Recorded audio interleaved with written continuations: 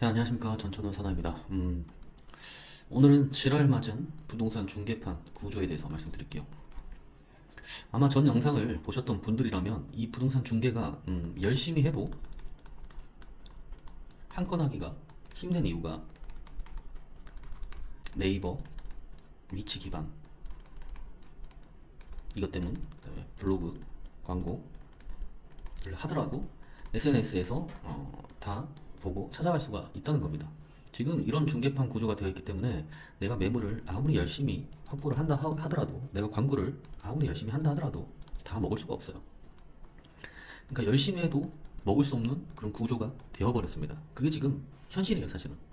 근데 제가 이제 유튜브랑 블로그에서 이런 이야기를 꾸준히 하는 이유가, 아니, 다른 이들도 분명 이런 걸 알고 있을 텐데 왜 이런 이야기를 하지 않지? 연봉 1억, 시장을 장악하는 법,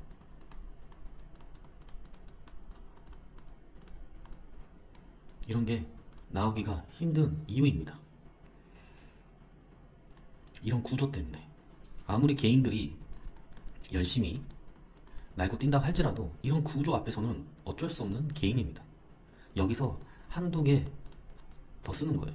물론 이렇게 오픈된 판에 유일하게 살아남을 수 있는 방법을 저는 알고 있습니다. 별다른 내용은 아니에요, 실상. 근데 여기서 말씀드리진 않을게요. 여하튼 이런 부동산 중개판이 이미 개떡같이 지랄맞게 변해버렸는데, 이 개인들이 암만 열심히 해봤자 개인은 개인이다 라는 점을 말씀드리고 싶어요. 그리고 이런 거 쉽지 않습니다. 이렇게 이야기하는 사람들을 저는 그렇게 좋아하지 않아요. 왜? 시장을 왜곡하고 거짓으로 이야기하고 있으니까. 근데 다들 쉽대. 제가 볼 때 절대 그렇지 않거든요. 지금은 살아남는 사람들도 대단한 거라고 저는 생각을 하고, 계약을 하는 게 두 개 쓰더라도 전 그것 자체도 대단한 거라고 생각을 합니다. 그만큼 그 사람들은 실력이 있다는 거예요. 이렇게 구조가 개판이 됐는데 불구하고 계약을 쓴다는 것 자체가, 그거는 인정하고 리스펙 합니다. 근데 전처럼 열심히 해서 이 영업으로 승부 보는 그런 구조가 아니라는 거죠. 제가 유일하게 살아남을 수 있는 방법에 대해서 알고 있다고 했는데 맞습니다. 지금은 한두 개 잘한다고 해서 되는 시장이 아니에요. 한두 개 쓰는 거 의미가 없어요. 세 개, 네 개 쓰는 것도 사실 의미가 없어요. 유일하게 살아남을 수 있는 이 공식을, 아주 간단하지만 이런 거조차 오래 해보지 않으면 이걸 보고도 모르는 경우가 많단 말이에요. 근데 이런 일반적인 흔해 빠진 이야기를 제가 알고 있다고 할지라도 여러분들은 절대 모르지. 왜? 한지 별로 안 됐으니까. 저는 이 업계 10년, 9년, 8, 9년 비비고 했단 말이에요. 그러니까 이런 게 보인단 말이에요. 근데 지금은 이런 식으로 되어 있다 보니까 들어오시는 분들이 다 그만둬. 그만두는 이유가 뭐야? 힘드니까 그래요. 이런 식으로 계속 있으니까. 여기서 독한 놈들은 1, 2년 더 해요. 독한 놈들은. 근데 그것도 끝이야.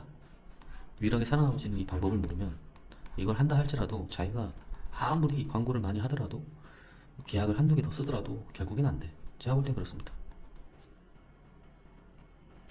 아무튼 이 부동산 중개판이 이런 식으로 구조가 깨져버려가지고, 여기서 제가 말씀드리고 싶은 것은, 열심히 해도 힘든 이유가 이러한 이유 때문에 그렇습니다. 지금 유튜브 보면은 그래도 열심히 하는 분들이 있어요. 근데 그런 분들 경력을 보니까 오래 한 사람들은 한 명도 없더라고.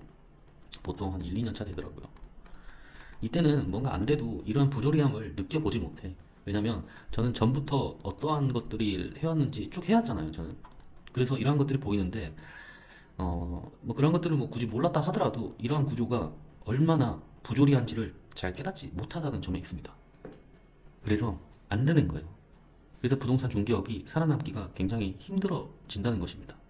참으로 좋은 직업이긴 하죠. 자유롭고, 그 다음에 보수도 적지 않아요. 네, 적지 않고, 또 금액이 크면 클수록 거기 할당해서 또 비율이 높아지기 때문에 괜찮단 말입니다.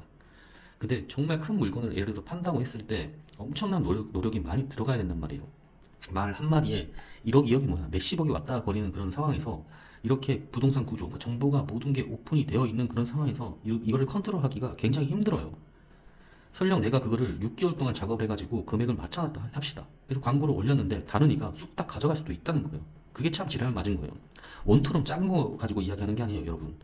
큰 물건일수록 자기가 투자한 만큼 가져가야 되는데 그렇지 못하는 그런 구조가 이미 되어버렸다는 겁니다. 지금 이 부동산 중개업 시장이. 그래서 굉장히 어려워진다는 거예요. 사실 개인이 이 개판이 시장에서 할 수 있는 게 사실 없어요. 제가 봤을 때는 없어요. 아주 조금 디테일한 차이를 제가 알고 있다는 것 뿐이에요. 본질적인 부분을 해소한 게 아니에요, 솔직히 말해서.